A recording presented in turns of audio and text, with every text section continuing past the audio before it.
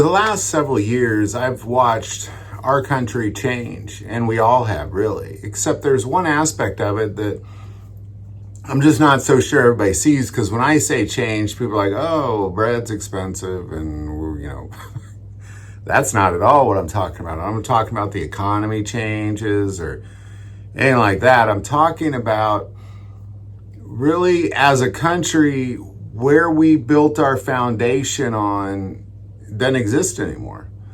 It's just gone. That foundation is gone. Because our foundation that we built this country on was really on God and trusting in Him. When we first became a country and separated from the British through warfare, this country leaned on God. We leaned on God. We leaned on this ability to not rely on government, not rely on some other country in Europe, but we rely on God only. And every morning when this country woke up and got to work, it leaned on God. It leaned on God, and God blessed the heck out of it for that reason. And we even put it on our money. Like, it literally, in God we trust. We trust in God. We put it on our money. We put it on all our stuff. But the reality is, that's not true anymore. We don't rely on God at all. We rely on government. And you know it to be true because the ultimate test for this fact is really looking at how Americans are concerned about even the election itself. Like, we're so concerned about the election because that person, whoever, if this person wins, then he's going to save us, and this person is going to just destroy us. And then half the country's like, no. If this person wins, they're going to save us, but this other person is going to destroy us. Neither one is true. Neither one is true at all, and both are true in the end too. They both will destroy you because God desires that you lean on Him. We have, as a culture, as a country, as a whole, as a population, are shunning God. We are shunning Him by leaning on this thing. There are so many people, Christians themselves. There's Christians that actually believe that somebody's coming to save them, that God sent this person to save us. No, He didn't. God Himself is the only one that can save you. He's the only one. And He's not going to do it through a guy for sure. So we just need to just be very honest and just take it off the money. Put in government we trust. We trust in our leaders. We trust in them. They're the ones who help us. Save us, leaders. Save us. That's the same cry the Israelites made when they had judges and no kings. God desired for them to lean on God and God alone. But they said, no, we want a king. Help us, God. Give us a king, please. Oh, please give us a king. And He did. And it came with consequences, severe consequences. And we're all begging for the same thing. God, send us a leader who will save us. It's nonsense. If you were to ask me what political party I'd affiliate with, I'd definitely say none of them. But the closest I would get would be to a libertarian. I believe that the government should have good roads, should have a strong military, and shut up. Stay out of my damn business. If I can rise on my own and conquer this world and achieve great things, so be it. If I fall on my own because I tried the wrong things, so be it. This is how this country was originally built. When we go out on our own and we try things on our own, we would lean on God through that thing. Because I can promise you, if I'm going to build a business, for example, from the ground up, I'm leaning on God the whole way, but where we are now is you go, well, there's this government loan and there's this tax break, and then, oh, my business would be so much better if only this guy would win the presidency. But oh, no, my business is going to fail if this guy wins the presidency. And you're leaning on government. You're leaning on them. You're relying on them. And it's a false sense of security. It's so incredibly dependent on a person, on like a guy or a girl winning the election. It's ridiculous. It is utterly ridiculous. And God's going to give you what you want, by the way. He's going to give you what you want. If you don't want to depend on him anymore, he's going to let you. And you're going to see the consequences of this. As a country, we are already seeing the consequences of this. I believe in my heart, as a country, we've actually crossed a line. Like, we've kind of crossed a line of no return with God. And we're just continuing to sprint down that path. Of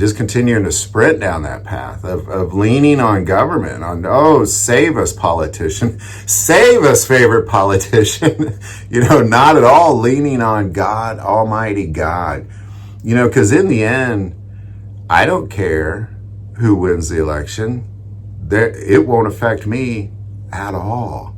It literally will not. The only way the presidential election is going to affect me is it's going to kind of bother my day of the election, because I'd rather not go stand in line and vote. I will, because it's my civic duty.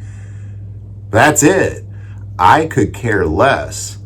A guy literally dressed up like Satan and says, I am Satan, I'm going to destroy this country, can rise up and be the leader of this country. And it's not going to affect me. It is not going to affect me, because I'm going to be leaning on God.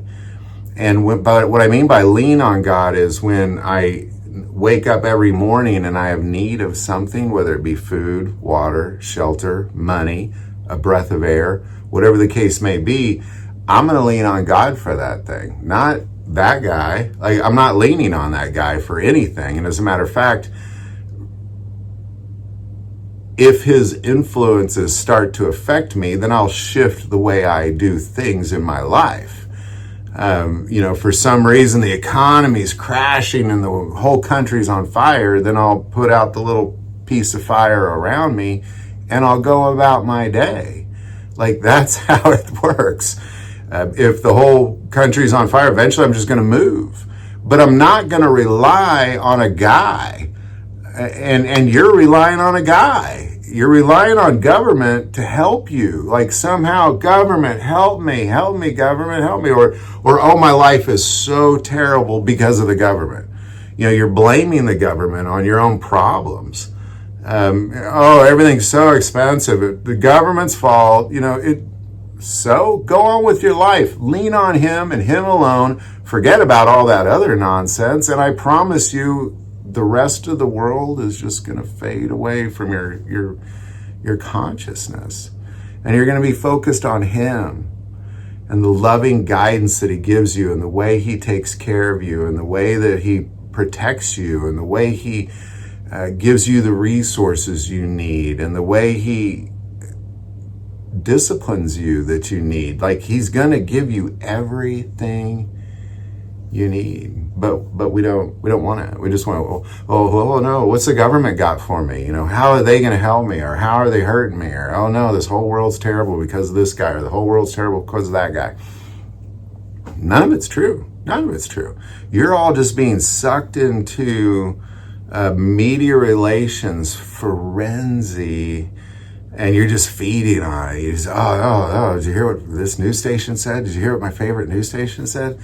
It's snap out of it. Snap out of it if you're a Christian. If you're not a Christian, then just keep on wallowing in the mud like the other pigs.